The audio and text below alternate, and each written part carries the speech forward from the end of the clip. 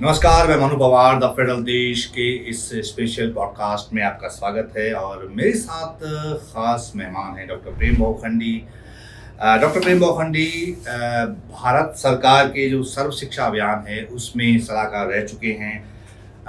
ग्रामीण विकास मंत्रालय में कंसल्टेंट रहे हैं एक टाइम पे, और यूपीए सरकार के समय जो संसदीय कार्य मंत्री हैं उनके ओएसडी रह चुके हैं, और राज्यसभा टीवी की रिसर्च के हेड रह चुके हैं। डॉक्टर प्रेम बहुखंडी, बहुत बहुत स्वागत आपका। धन्यवाद। तो डॉक्टर साहब से बात करने का खास मकसद ये है कि जो नेशनल फैमिली हेल्थ सर्वे की रिपोर्ट आई है वो हिमालयी राज्यों, खासकर हिमाचल प्रदेश और उत्तराखंड के लिए कुछ चिंताजनक तस्वीरें सामने रखती है।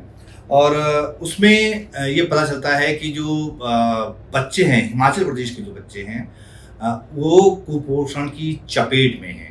तो इस रिपोर्ट के बाद हिमाचल सरकार हरकत में आई और उन्होंने उसका रियलिटी टेस्ट कराने के लिए, रियलिटी चेक के लिए सर्वे कराया। सर्वे अभी चल रहा है और डॉक्टर प्रेम बहुखंडी के निर्देशन में वो सर्वे हो रहा है। उसकी क्या फाइंडिंग्स पता चल रही है, क्या समझ में आ रहा है कि ये समस्या जो है वो किस वजह से आई है, तो इस पर आज डिटेल में बात करेंगे। डॉक्टर बहुखंडी, पहले मैं ये समझना चाह रहा था कि जो नेशनल फैमिली हेल्थ सर्वे की रिपोर्ट है उसकी जो हाइलाइट्स हैं हिमाचल के बारे में खासकर, वो क्या है डॉक्टर?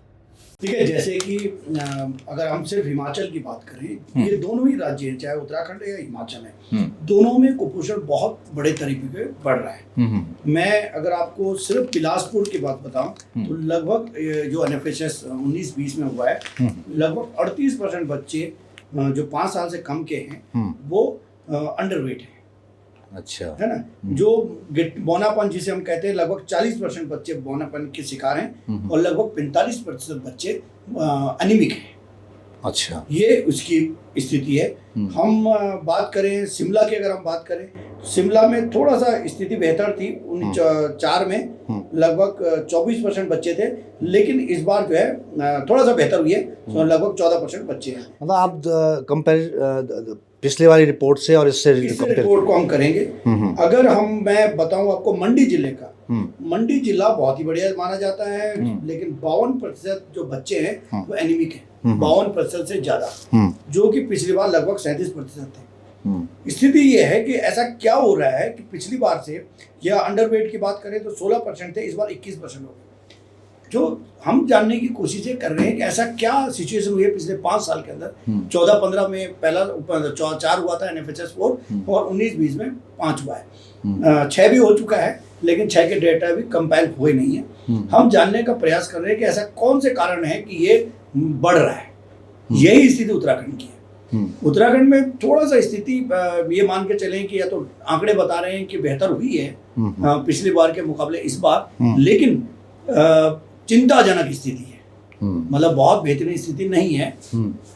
माइक्रो लेवल पे देखें तो मैंने खुद पिछली बार हमारी अपनी संस्था की तरफ से हमने पोखड़ा ब्लॉक के 4 स्कूलों में, जो उत्तराखंड की बात कर रहा हूं, उत्तराखंड के पोखड़ा ब्लॉक के 4 गाँव में 4 स्कूलों में हेल्थ स्कैन करवाया। कलकत्ता से एक टीम है जो एक्सपर्ट है इसी काम के लिए करती है, उनको बुलाया, मशीन के साथ सारी चीजें। हमारे पास 180 बच्चों में से लगभग 140 बच्चे ऐसे निकले जिनको बॉडी मास इंडेक्स 17 से कम निकला है, यानी कि वो मेल न्यूट्रिशन के शिकार है, कुपोषण के शिकार हैं। उनका बॉडी मास इंडेक्स ठीक नहीं है, स्टंटिंग है, कमजोरियां हैं, एनीमिक हैं, ये सारी की सारी स्थिति है। तो ये हम मुख्यतः ये जानने का प्रयास कर रहे हैं कि एक तरफ देश कह रहा है कि हम बहुत तरक्की कर रहे हैं, एक तरफ देश कह रहा है कि न्यूट्रिशन की हमारे पास कमी नहीं है, एक तरफ हमारे यहाँ खबर आ रही है कि अनाज खराब किया जा रहा है, एक तरफ खबर मिल रही है कि हमारा देश 80 करोड़ लोगों को राशन दे रहा है। तो फिर ये एनीमिया क्यों बढ़ रहा है, भूखमरी क्यों बढ़ रही है, कुपोषण क्यों बढ़ रहे हैं, बच्चों की हाइट क्यों नहीं बढ़ रही है, बच्चों में बौनापन क्यों आ रहा है, ठीकनापन जिसे हम कहते हैं वो क्यों आ रहा है, इसको जानने का हम प्रयास कर रहे हैं। तो जब हिमाचल प्रदेश सरकार के पास ये रिपोर्ट आई, ऐसी रिपोर्ट देखी, तो आपसे उन्होंने कैसे कांटेक्ट किया, आप कैसे इसमें शामिल हुए, इस सर्वे में कैसे शामिल हुए? ये जो भारत ज्ञान समिति है, ज्ञान विज्ञान समिति शिमला हिमाचल जिसको कहते हैं जी, उसके हमारे मित्र लोग हैं, डॉक्टर OP ब्रूटिया जी। हम लोगों ने चिट्ठियां लिखी थी दोनों स्टेट गवर्नमेंट को, जी कि भाई आपके यहाँ स्थिति नाजुक है, इसका आप सोशल एनालिसिस कीजिए। दोनों स्टेट गवर्नमेंट मतलब हिमाचल प्रदेश और उत्तराखंड और उत्तराखंड गवर्नमेंट को हमने चिट्ठियां लिखी थी और हमने कहा था कि क्योंकि मैं भी भारत ज्ञान विज्ञान समिति के साथ जुड़ा रहा हूँ, ज्ञान विज्ञान समिति के साथ डॉक्टर ओपी हमारे मित्र भी हैं, तो हमने संयुक्त तौर पर एक पत्र लिखे दोनों स्टेट को और उनको कहा कि भाई आपको इस पर कुछ करना चाहिए। अच्छा। और ये करना चाहिए, न्यूट्रिशनल वैल्यू नहीं देखने आपको कि गेहूं में कितना है, इसमें क्या है, आपको किसी ऐसे सोशल ऑर्गेनाइजेशन से, सोशल एक्सपर्ट से इन्वॉल्व करना चाहिए जो इसके सोशल रीजन्स को बता सके, जो कल्चरल रीजन्स को बता सके, जो रिलीजियस रीजन्स को बता सके, जो बॉटलनेक को आइडेंटिफाई कर सके जहां ये प्रॉब्लम आ रही है। तो उत्तराखंड गवर्नमेंट ने तो खैर उस पर कुछ किया नहीं। हिमाचल गवर्नमेंट ने फिर हमसे कॉन्टेक्ट किया। हिमाचल गवर्नमेंट ने भी इनफैक्ट पहले टाटा इंस्टीट्यूट से बात, टाटा ट्रस्ट से बात करी थी और उनके दिमाग में रहा कि शायद इसका मेडिकल साइड को देखते हैं, तो उन्होंने इंदिरा गांधी मेडिकल कॉलेज जो है शिमला, उनसे ये स्टडी करवाई। उस स्टडी में बहुत कुछ निकला नहीं क्योंकि वो तो न्यूट्रिशनल वैल्यू निकाल सकते हैं। तब बाद में उन्होंने ज्ञान विज्ञान समिति से कांटेक्ट किया और ज्ञान विज्ञान समिति के साथ मिलकर हम लोग इस अध्ययन को कर रहे हैं। हमने पिछले 7-8 महीने से हमारी 10-12 लोगों की टीम हिमाचल के ये जो जिले हैं जहाँ पर समस्या है वहाँ पर गई है। हमने हाउस होल्ड सर्वे किया है, हमने डाटा कलेक्शन किया है और अभी हम उसको कंपाइल करेंगे। लेकिन उसके बाद में भी सेकंड उसके तौर पे लिखने से पहले एक बार खुद भी गया था मिलने के लिए। टीम ने तो हाउस होल्ड सर्वे किया। मैं उन एक्सपर्ट से मिला, उन लोगों से मिला, आंगनवाड़ी से, ICDS के जो ऑफिशियल्स हैं, जो पब्लिक डिस्ट्रीब्यूशन सिस्टम जिसको हम कहते हैं राशन की दुकानें, उनके जो एक्सपर्ट हैं, मिड डे मील के जो एक्सपर्ट हैं, क्योंकि मैं सब्सिडी अभियान में रहा हूँ, मिड डे मील के बारे में जानता था, तो मिड डे मील वगैरह के एक्सपर्ट से उनसे मिले हैं और उनसे जानने की कोशिश की कि कारण क्या है। तो आप ये जानने की कोशिश कर रहे हैं कि कारण क्या है। आपने जो डेटा शेयर किया उसमें कुल्लू, मंडी जैसे ज़िले भी शामिल हैं और प्रायः ये माना जाता है कि हिमाचल जो है एक समृद्ध स्टेट है, समृद्ध राज्य है।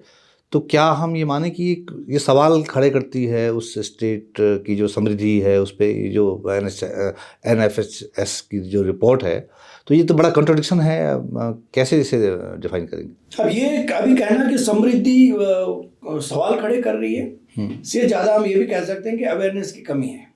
तो जिन घरों में हम गए ऐसा नहीं था कि भोजन की कमी नहीं है, भोजन की कमी है, भोजन की कमी नहीं है उनके यहाँ, भोजन है उनके घर में पर्याप्त। प्रश्न 2-3 चीज़ों पे मुझे सवाल खड़े नजर आ रहे हैं। एक कैश क्रॉप, कैश क्रॉप में होता क्या है कि अभी मैं जो डाटा निकल के आएगा उसके बाद और पता चलेगा। कैश क्रॉप में होता है कि किसान उत्पादन करता है और सीधे उसको मंडी भेज देता है। अच्छा। और वो पैसा जनरली पुरुष के हाथ में आता है और जब पैसा आ जाता है तो पैसे से जरूरी नहीं है कि न्यूट्रिशनल चीज़ें खरीदी जाएं। हो सकता है प्रॉपर्टी खरीदी जा रही हो सकता है मकान बनाया जा रहा हो सकता है कि घर के लिए सोफा सेट खरीदा जा रहा हो, नया कप वो खरीदा जा रहा हो और जो न्यूट्रिशनल वैल्यू वो कम हो रही हो। एक तो ये हम कोशिश करें निकालने का।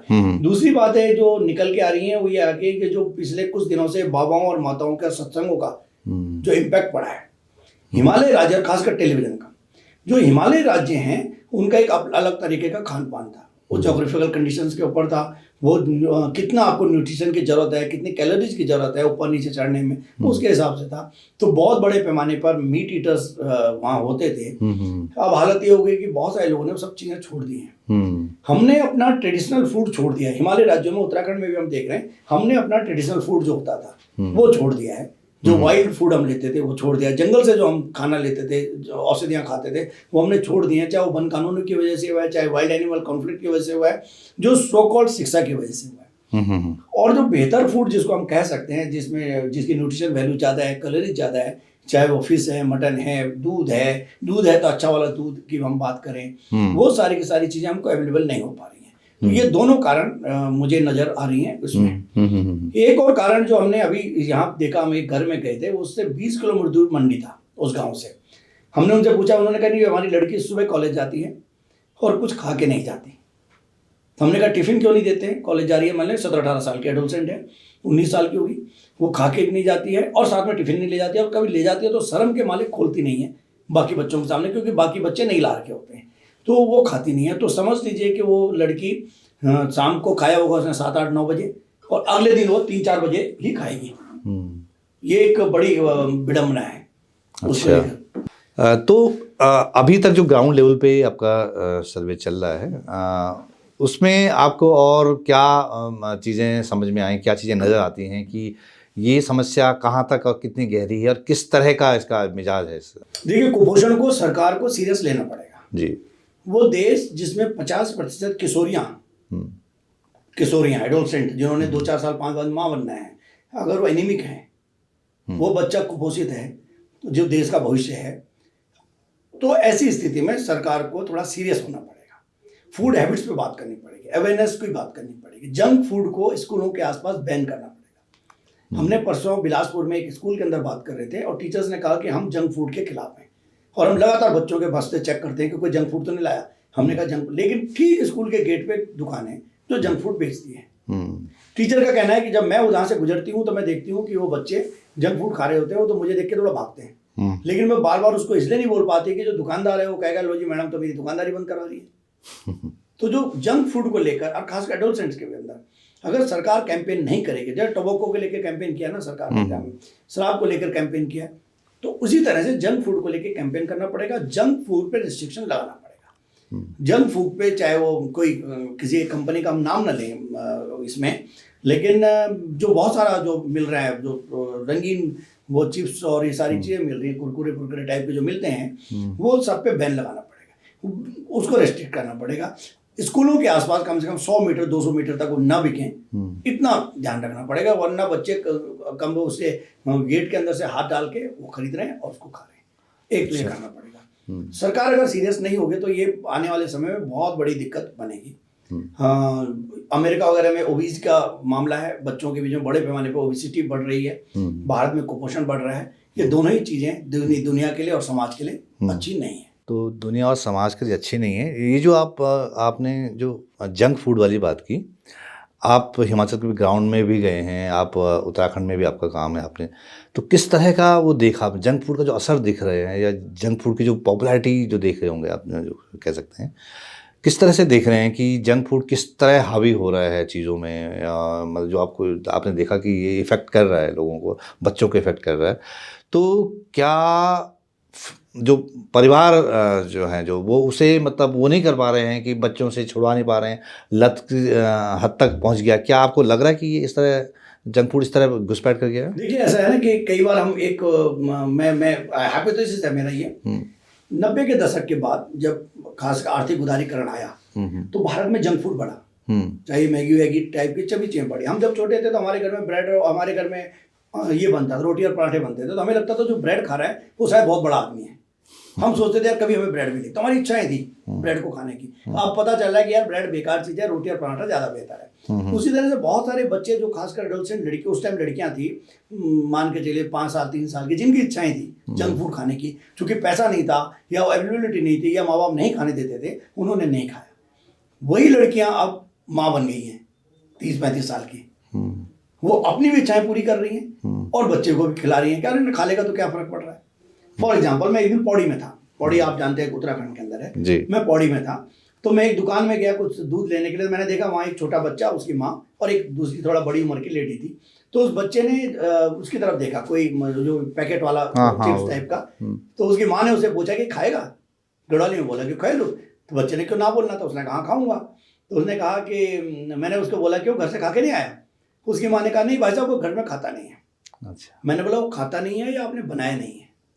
अगर आपने रोटी सब्जी बनाई है तो उसने नहीं खाई तो वो अलग बात है। तो जो बड़ी उम्र की लेडी थी उसने कहा कि अरे भाई आजकल बहुएं जो है पकाती नहीं है।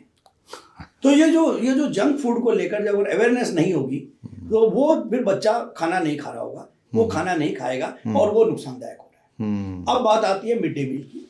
मैं मिड डे मील में था सर्व शिक्षा अभियान के दौर में, तो हम ये कहते थे कि भाई बच्चा ठीक है घर से थोड़ा बहुत खा के आया और गरीब इलाकों में कम से कम दिन में उसे भोजन मिले।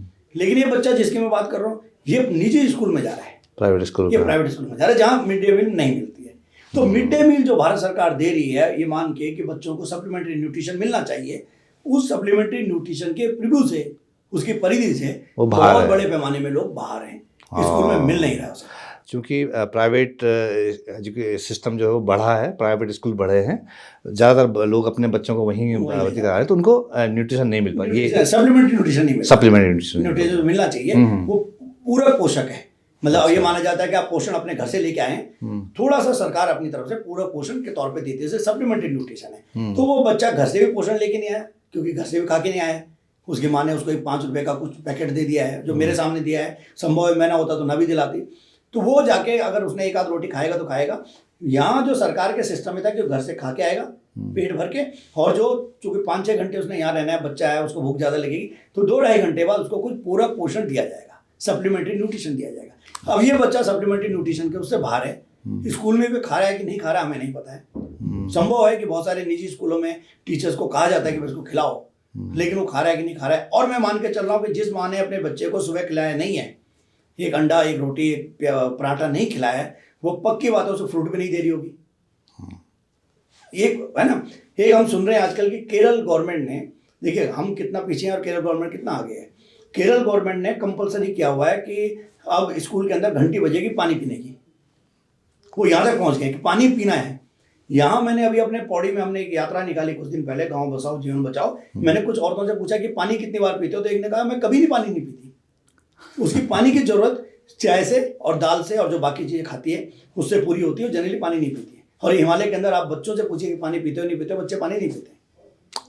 तो जब पानी नहीं पी रहे, अवेयरनेस हम नहीं कर पा रहे हैं, तो हम कर क्या रहे हैं? तो अवेयरनेस नहीं कर पा रहे आप बता रहे हैं, तो इसको सबसे बड़ा फैक्टर क्या, मतलब आप कौन से कैरेक्टर को देखते हैं, किरदार को, कि जो अवेयरनेस ला सकता है, या जो अवेयरनेस बच्चों में या परिवार में, ऐसा क्या महिला को अवेयर करना पहले ज़रूरी है, क्या है, कौन सा किरदार आपको लगता है कि ये जो है अवेयरनेस ला सकता है इसमें? ऐसे ना पोलियो ड्रॉप के मामले में सरकार ने एक बहुत बड़ा कैंपेन किया जिसमें सबको इन्वॉल्व किया, फिल्मी हीरो से लेके और गांव के आंगनवाड़ी आशा वर्कर तक को बड़ा इम्पैक्ट उसका असर हुआ, उसका फायदा दिख रहा है। सरकार ने कुछ साल पहले तंबाकू को लेकर एक बड़ा अभियान चलाया, उसका इम्पैक्ट आप देखेंगे बसों में, सार्वजनिक स्थानों में लोग तंबाकू इस्तेमाल नहीं कर रहे हैं। सरकार इस तरह का, सरकार ने पोलियो ड्रॉप को किया, एड्स को लेकर एक जमाने में बड़ा कैंपेन किया, उसका असर ये हुआ कि काफी उसमें कम हुआ है, रिडक्शन हुआ है। सरकार को इसको मल्टी डायमेंशनल तरीके से फिल्मी हीरो से लेके और नीचे तक लोगों को बोलना पड़ेगा। एक जमाने में आपने सुना होगा जीरो फिगर का दौर चला था, एक फिल्मी हीरोइन ने जीरो फिगर करा, तो WHO को बोलना पड़ा कि जीरो फिगर का ये ड्रामा बंद करो, ये बकवास है। फैशन इंडस्ट्री को बताना पड़ेगा कि जीरो फिगर कुछ नहीं होता है, नुकसानदायक है। WHO को स्टैंड लेना पड़ा।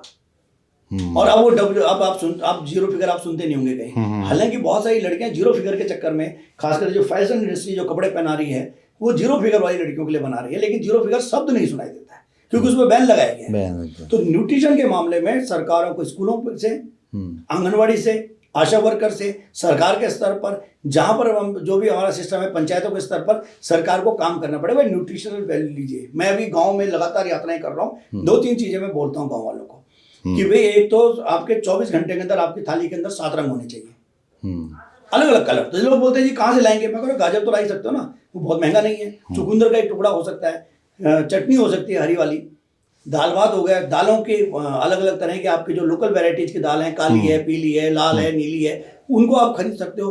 तो ये जो चीज़ें हैं, इस पर आपको अगर बड़ा कैंपेन नहीं करेगी सरकार तो नुकसानदायक।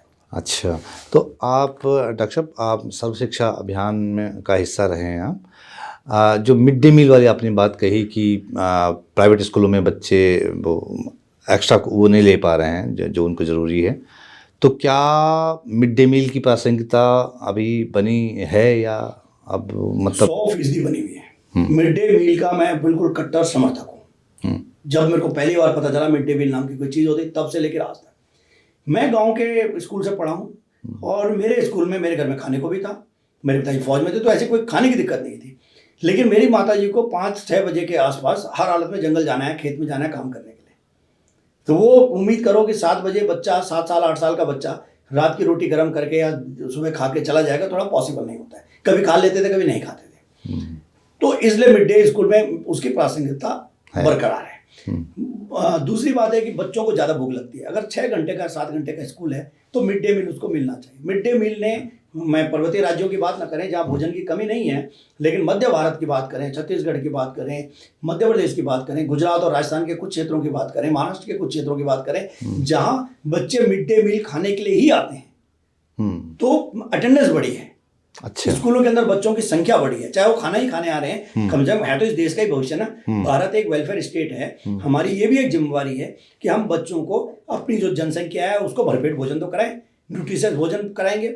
बच्चा स्वस्थ रहेगा, स्वस्थ नागरिक होगा, काम आएगा देश के। बीमार रहेगा, कमजोर रहेगा, वो देश पे बोझ रहेगा। तो बेहतर है उसको पहले से मजबूत कर दो। तो मिड डे मील की प्रासंगिकता 100% है। हाँ, मैं प्रासंगिकता को इस संदर्भ में कह रहा था कि चूंकि प्राइवेट स्कूलों वाला कल्चर बढ़ा है और सरकारी स्कूल खासकर हिमालयी राज्यों में, चाहे हिमाचल प्रदेश हो या उत्तराखंड, लगातार बंद हो रहे हैं क्योंकि छात्र संख्या नहीं है। तो इस लिहाज से कह रहा था कि क्या या ये हो सकता है कि सरकार ये ज़रूरी कर दे कि प्राइवेट स्कूलों में भी ऐसी कोई सिस्टम लागू हो जैसे मिड डे मील व्यवस्था। क्या ऐसा पॉसिबल है, ऐसा कर पाना? दो चीजें इसमें हम सजेस्ट करना चाह रहे हैं। एक तो ये जो बीमारी पैदा हुई है कि 2.5 साल के बच्चे को स्कूल भेजना है, उसका कोई खास कारण नहीं चला। दुनिया के अंदर जर्मनी, जापान जैसे जो बड़े देश हैं वो 6-7 साल के बच्चे को स्कूल भेज रहे हैं। उससे पहले जो उसके मोटर स्किल्स हैं ना, जिसको हम कहते हैं हाथ उठाना, पैर करना, ये करना, उंगलियां करना, बोलना, आंखें करना, ये जो मोटर स्किल्स हैं ये उसको सीखनी चाहिए। तो हमारे यहाँ 2.5 साल में बच्चा जो है माँ का दूध पीने जा रहा है और पीता हुआ जा रहा है, डायपर पहन के जा रहा है, स्कूल जा रहा है, वो बंद होना चाहिए। आंगनवाड़ी सिस्टम इसीलिए खोला गया था कि 0 से 6 साल का बच्चा आंगनवाड़ी सिस्टम में रहेगा। 0 से 6 का मतलब है जब वो गर्भ में आया है माँ के, तब से उसकी माँ का ध्यान रखा जाएगा। 6 महीने तक उसकी माँ को, शुरू के 6 महीने तक उसकी माँ को पोषण दिया जाएगा। 6 महीने से और 3 साल के बच्चे के लिए घर में पोषण जाएगा, सरकार देगी। और 3 साल का बच्चा आंगनवाड़ी के अंदर रजिस्टर्ड होगा और 6 साल तक वो आंगनवाड़ी में रहेगा, जहाँ उसको उसी के माहौल में, जैसे कपड़े पहन रखे हैं, मिट्टी में खेल रहा है, मिट्टी में घूम रहा है, वो सब चलता रहेगा। उसी के माहौल में उसको बिना किसी सो कॉल्ड डिसिप्लिन के बिठाया जाएगा और मस्ती में वो कुछ सीख लेगा। और 6 साल के बाद वो क्लास 1 में जाना चाहिए। आज स्थिति है कि निजी स्कूलों में, खासकर आप जो ये सेंट हनुमान टाइप के स्कूल हैं, टाई वाले जिनको हम कहते हैं, ठीक है, उनमें चले जाइए। बच्चों को टाइट क्यों बिठा रखा है डिसिप्लिन के अंदर, ठीक है, अरे क्यों बिठा रखा है इतना डिसिप्लिन भाई? 2.5 साल के बच्चे को, 3 साल के बच्चे को क्यों उसको बेचारे को खेलने नहीं दे रहे हो? क्यों नहीं उसको उसका स्वाभाविक स्वाभाविक जो प्रकृति है उसको पढ़ने दीजिए। तो हम तो सजेशन के तौर पे संभवतः ये देने वाले हैं कि 3 साल 6 साल तक कि कोई भी स्कूल, चाहे वो निजी हो चाहे वो सरकारी हो, बंद होना चाहिए। अभी सरकार ने क्या किया, जो आप स्कूल बंद होने की बात कर रहे हैं, खासकर सरकार ने किया है कि उनको लग रहा है कि भाई ये बच्चे निजी में चले जा रहे हैं और हमारे यहाँ नहीं आ रहे, क्योंकि 2.5 साल तक, हम तो 6 साल में ले रहे हैं। इन्होंने क्या किया कि प्री प्राइमरी अपने स्कूल में ही खोल दी है, सरकारी स्कूलों में। अब इसकी वजह से क्या होगा, हिमाचल की बात, हिमाचल में प्री प्राइमरी स्कूलों में खोल दिए। अब प्री प्राइमरी स्कूल में खोलने की वजह का नुकसान क्या हो रहा है कि बच्चा जा रहा है, आंगनवाड़ी सिस्टम बंद हो रहा है। आंगनवाड़ियों में 3 से 6 साल का बच्चा है ही नहीं, तो आंगनवाड़ियाँ खाली हो रही हैं। तो आंगनवाड़ी का एक बड़ा जो सिस्टम था भारत के अंदर, लगभग 30 लाख 35 लाख महिलाएं को सीधी रोजगार मिला हुआ है। 28 लाख आंगनवाड़ियाँ भारत में थी। इतनी लाख आंगनवाड़ियों को आपने सीधा सीधा एक झटके में कमजोर कर दिया, पूरे सिस्टम को कमजोर किया। न्यूट्रिशन का समझौता, वो सिर्फ बच्चों को नहीं सपोर्ट नहीं करती, वो गर्भवती औरतों को भी करती है, वो धात्री माताओं को, लैक्टेटिंग मदर हैं उनको भी सपोर्ट करती है। पहले वो एडोलसेंट को भी करती थी। अच्छा। अब एडोलसेंट को बंद कर दिया इन्होंने देना, कुछ जगहों में दे रहे हैं, लेकिन एडोलसेंट को इन्होंने बंद कर दिया। किशोरियों को ही देते थे, क्योंकि किशोरी नहीं तो 2-4 साल में माँ बनना है। नियम ये भी था कि जिस दिन शादी होती है उस दिन कपल रजिस्ट्रेशन होगा। आंगनवाड़ी आपके घर जाएगी, आशा वर्कर आपके घर जाएगी जिसकी शादी हुई है, और रजिस्ट्रेशन करेगी, हो गई है, उसको फैमिली प्लानिंग के बारे में समझाया जाएगा। और वो सारी चीज़ें, वो सारा का सारा सिस्टम कमजोर पड़ता जा रहा है, उसको कहीं ना कहीं स्ट्रेंथन करने की जरूरत है। और 3 साल से 6 साल की जो जबरदस्ती हुआ है, इस पर भी सरकार को स्टैंड लेना चाहिए कि 2.5 से 3 साल तक कोई मतलब नहीं स्कूल भेजने का। 3 साल में उसको क्लास 1 में भेजिए या उसको प्ले ग्रुप के टाइप का कुछ, और जो स्कूल कंटिन्यू कर रहे हैं उनको बंद करवाइए। अच्छा, तो डॉक्टर साहब अभी आपने बताया कि जब बच्चा पेट में है और तब से लेकर 6 साल तक एक व्यवस्था है सरकारी, इसका मतलब सरकारी सिस्टम है, मतलब सिस्टम बनाया हुआ है। तो चूकें कहाँ हो रही है, बड़े लेवल पे कहाँ पे हम चूक कर रहे हैं कि ये नहीं हो पा रहा है? सिस्टम तो आपने बताया कि भाई बच्चा पेट में है तब से उसके माँ को जो है पोषण दिया जा रहा है, बच्चा बाहर आता है उसको भी पोषण की व्यवस्था है, 6 साल तक व्यवस्था है। तो फिर जो बड़े लेवल पे कहाँ जो मतलब कहाँ पे आपको लगता है कि यार यहाँ चूकें हो गई, बड़ी चूकें कहाँ हो रही है? इसमें 2 एनालिसिस है मेरे। मैंने एक राज्यसभा टीवी के लिए प्रोग्राम भी बनाया था इसमें, आप उसे देख सकते हैं। उसमें मैंने ये 1985 में ये कार्यक्रम, 1975 में ये कार्यक्रम शुरू हुआ था। इंदिरा गांधी ने शुरू किया था, शायद 2 अक्टूबर को। मैंने जो एनालिसिस किया था साइंस पॉलिसी का विद्यार्थी होने के नाते, कि जो कार्यक्रम जो बनाने वाले लोग हैं वो अर्बन सेंटर्स में रहते हैं, तो उनकी जो शहरी क्षेत्र में थे, उनके दिमाग में शहरी क्षेत्र का सिस्टम था कि एक बच्चा 2.5 से 3 घंटे माँ से दूर रहेगा, आंगनवाड़ी में रहेगा, वहाँ उसकी मोटर स्किल्स वगैरह सब सिखाई जाएंगी, थोड़ा बहुत वजन नापा जाएगा, उसका वो रखा जाएगा, रिकॉर्ड रखा जाएगा। लेकिन वो बाकी टाइम फिर थोड़ी देर में उसकी माँ आएगी और या आंगनवाड़ी वर्कर से घर छोड़ाएगी। इन 2.5-3 घंटे के अंदर उसकी माँ अपना घर के काम कर देगी। मध्य भारत में मैंने देखा, मैंने पूछा लोगों से, मैंने कहा आंगनवाड़ी क्यों नहीं भेजते हो? उन्होंने कहा कि 2.5 घंटे के बाद बच्चा कहाँ जाएगा, हम तो खेत में चले जाते हैं, हम तो जंगल चले जाते हैं। क्योंकि उसको वो जो खेत मजदूर है, जो पहाड़ की औरत है, जिसने काम पे जाना है, चाहे वो नौकरी करने वाली, आज की डेट में नौकरी करने वाली है, वो कहीं टीचिंग कर रही है, कुछ भी कर रही है, वो 3 घंटे के लिए नहीं छोड़ सकती, उसको कम से कम 7 से 8 घंटे के लिए सिस्टम चाहिए। तो पिछले 10-12 साल के अंदर, अगर थोड़ा सा पॉलिटिकली इसको हम चले जाएं, कि थोड़ा 10-12 साल के अंदर जो बदलाव होने चाहिए थे आज की सिचुएशन में, जो आज की परिस्थिति के हिसाब से आंगनबाड़ियों को डेवलप करा जाना चाहिए था, वो डेवलप नहीं हुआ है। उसकी तरफ से ध्यान भटका दिया है। उनको यूज किया जा रहा है पॉलिटिकली, उनको यूज किया जा रहा है भीड़, राजनीतिक नेताओं की भीड़ में शामिल होने के लिए, या उनको बाकी BLO की ड्यूटी दी जा रही है। उनको तो जो उनका मेन काम है वो उससे उनका जो स्ट्रेंथन किया जाना चाहिए था वो नहीं कर रही है। वो बजाय उसको होना ये चाहिए कि आंगनबाड़ियों को आपको 0 से लेके और टिल एंड लाइफ का जो होता है बुजुर्ग तक के काम में सौंपा जाना चाहिए। और ये जो इस तरह के काम है, जनगणना वाले, पशु जनगणना, BLO के काम, ये उनसे छूट छीन लिए जाने चाहिए, ये उनको नहीं दिए जाने चाहिए, ताकि वो पूरी तरह से अपने गांव की जो 300, 400, 500 की पॉपुलेशन उनके पास है। हिमाचल में 300 के बीच में एक आंगनवाड़ी है, शायद 150 या 100 पे मिनी आंगनवाड़ी का कॉन्सेप्ट है, वो पूरी तरह से उस पर देखें। अभी एक और चीज़ हो रही है, बल्कि मैं कल बिलासपुर में बैठा हुआ था इन्हीं के दफ्तर में, तो जब बात होने लगी कि भाई बहुत सारे बच्चे, उन्होंने कहा नहीं हमारे बच्चे तक पहुंचते हैं। मैंने कहा ऐसा नहीं हो सकता कि 300 के पॉपुलेशन में आपके पास सिर्फ 10 बच्चे आ रहे हो। अच्छा, ये क्यों हो रहा है? क्या बच्चों, क्या पॉपुलेशन, जनसंख्या इतनी घट रही है? घट तो नहीं रही है, तो वजह क्या है? आप यहाँ पहुंच नहीं पा रहे हो। तो वहीं पर एक लेडी बैठी थी, उसने कहा मैं सच बताऊं कि मैं जब प्रेग्नेंट थी करीब 5 साल तक मेरे पास कोई नहीं आया। अच्छा, उसी दफ्तर में काम करती है, महिला एवं बाल विकास में। उसने कहा मेरे पास नहीं आया। यानी कि बहुत सारे लोग, और मेरे घर पे, मेरे जब बच्चा हुआ, मेरे घर में कोई आंगनबाड़ी वर्कर नहीं आई, मेरे घर में कोई आशा वर्कर नहीं आई, आज तक नहीं आई है। मेरी बेटी तो टीनेजर, अब तो एडोलसेंट हो गई है, लेकिन तब थी ना। तो कहीं ना कहीं अभी भी इनको और स्ट्रेंथन करने की जरूरत है, इनको अवेयर करने की जरूरत है। इनको अगर थोड़ी बहुत तनख्वाह बढ़ानी है तो वो तनख्वाह बढ़ाने की जरूरत है, और इनको ये बोलने की जरूरत है कि आप फुल टाइम आपका काम है ये, और लोगों को अवेयर करने की जरूरत है। ये सर्विस है, रेफरल सर्विस भी है उसमें। अगर बच्चा न्यूट्रिशन में किसी वजह से थोड़ा कम होती है तो रेफर करते हैं वो हॉस्पिटल के लिए।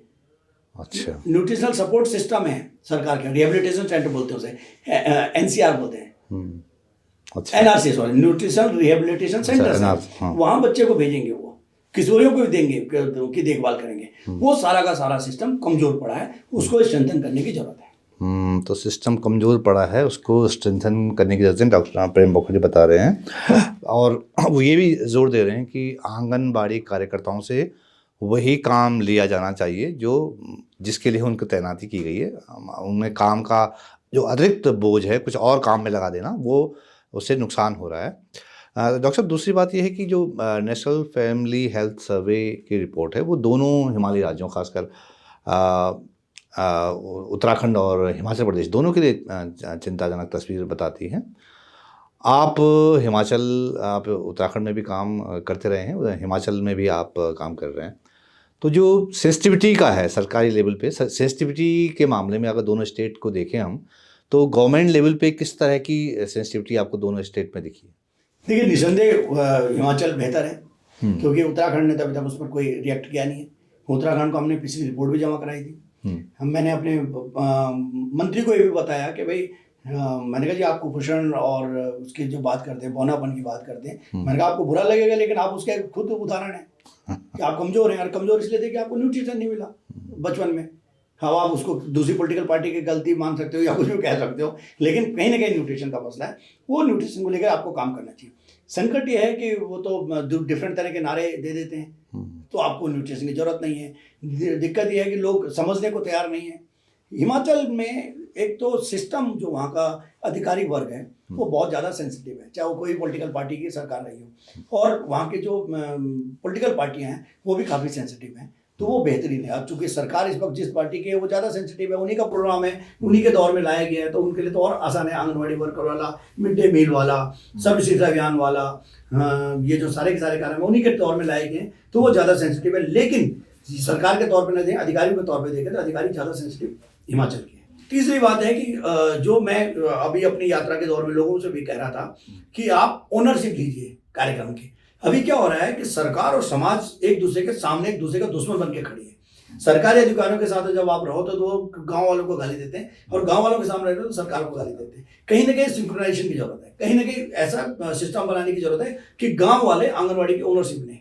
हाँ यार, आंगनबाड़ी हमारी, हमारे बच्चों के लिए, इसलिए अगर मेरे घर में पालक ज्यादा हो गया है तो और फेंक रहा हूं मैं, तो मैं कम से कम आंगनबाड़ी में पहुंचा दूं ताकि वो बच्चों को खिला दें, उसको दलिए में मिला दे, खिचड़ी में मिला के खिला दे। अगर मेरे यहाँ कोई चीज भी एक्स्ट्रा हो गई है तो मैं स्कूल में पहुंचा दूं।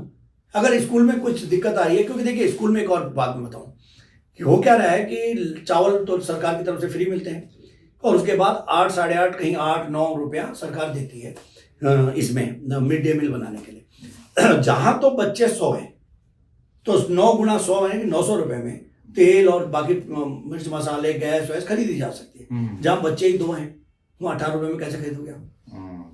18 रुपए प्रतिदिन के हिसाब से कैसे खरीदोगे आप? ठीक है ना।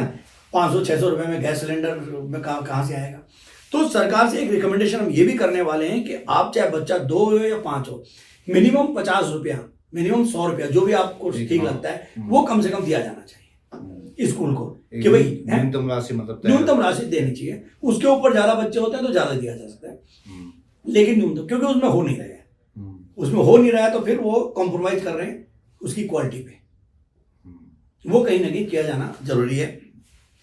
1-2 स्कूलों में टीचर्स ने बड़ा इनोवेटिव काम कर रखा है, उन्होंने कहा हम भी कुछ पैसे मिला लेते हैं और हम भी खा लेते हैं मिड डे मील में। अच्छा। तो ठीक है, टीचर है, कौन घर से लाएगा? उन्होंने कह रहे सिलेंडर हम ले लिया है, तो 1000 रुपए का सिलेंडर आ गया है, 300-400 रुपये हमने वो अपने जो मसाले वसाले वो हम ले आते हैं, टमाटर ले आते हैं, तो उसमें हमारा भी और बच्चों का भी दोनों का काम चल जा रहा है। तो वो भी एक बेहतरीन अरेंजमेंट है। मैं उसको कोई बहुत ये नहीं कहूँगा कि वो करप्शन है या कुछ है, वो एक अरेंजमेंट हो सकता है, लेकिन न्यूनतम राशि दिए जाने की जरूरत है कि न्यूनतम राशि रहेगी। क्योंकि 18 रुपये में, 18 रुपये के हिसाब से अगर 30 दिन का पैसा मिला तो 500-550 रुपये में होता नहीं है कि आप गैस सिलेंडर 900 रुपये का कहाँ से लाएंगे बाकी पैसा?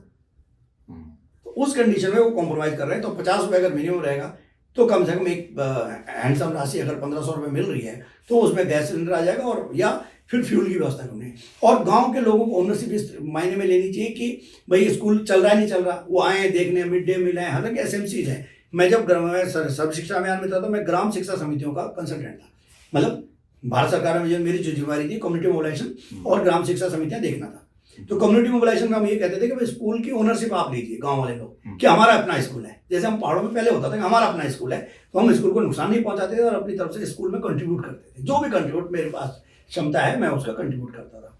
उसी तरह से आज लोगों को ओनरशिप लेनी पड़ेगी और सरकार को ऐसा सिस्टम डेवलप करना पड़ेगा कि लोग उसकी ओनरशिप लें। सरकार को ये नहीं बोलना पड़ेगा कि हम दे रहे हैं। आज तो ये भाषा हो गई ना, जैसे अपने मामा जी के घर से आप ला रहे हो, मैं दे रहा हूँ, मैं 80 लाख करोड़ रोज का वो दे रहा हूँ, वो बंद करना पड़ेगा। तो ये जो मैं की बीमारी है वो बंद करना, ये बोलना पड़ेगा कि सामूहिक तौर पे किसान उत्पादन कर रहे हैं, सामूहिक तौर पे लोग टैक्स दे रहे हैं, सामूहिक तौर पे इस देश के पास सरप्लस टैक्स हो गया, पैसा हो गया, इसलिए सामूहिक तौर पे सरकार अपने नागरिकों को खाना देने की क्षमता रखती है। इसलिए ICDS है, मिड डे मील है, बाकी सारी व्यवस्था है सारी।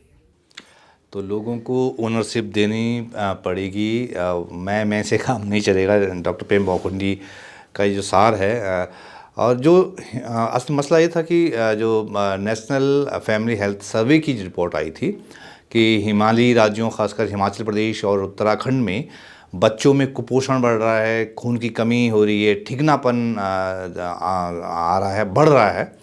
तो उसको लेके हिमाचल प्रदेश सरकार ने उस रिपोर्ट के बाद एक्शन में आई और सर्वे चल रहा है, उसको डॉक्टर बौखुंडी ने लीड किया और उनके जो फाइंडिंग्स है उन्होंने बहुत डिटेल से समझाया, बहुत अर्थपूर्ण बातचीत में।